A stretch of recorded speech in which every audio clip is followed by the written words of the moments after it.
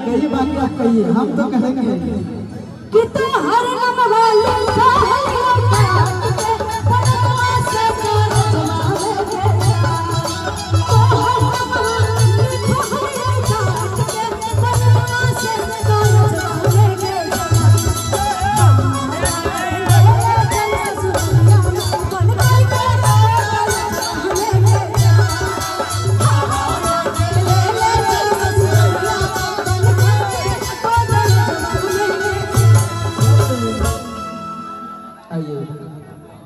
देखिए हम अभी इनके लिए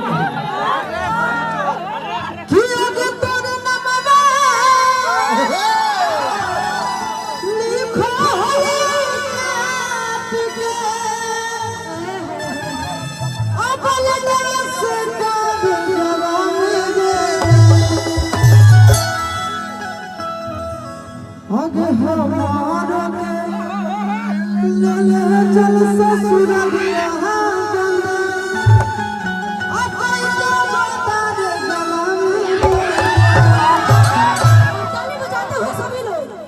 कि हमारा के ले चल ससुरलिया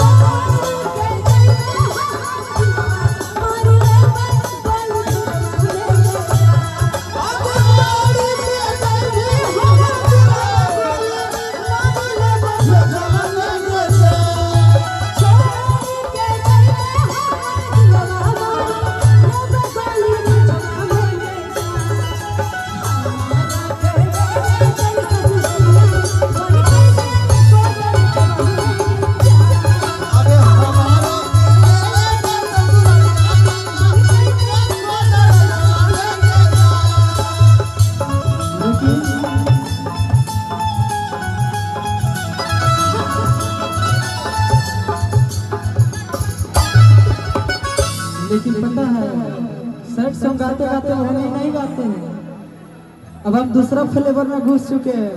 दिखाइए कि जय तो जोगे हमारा काम नहीं है।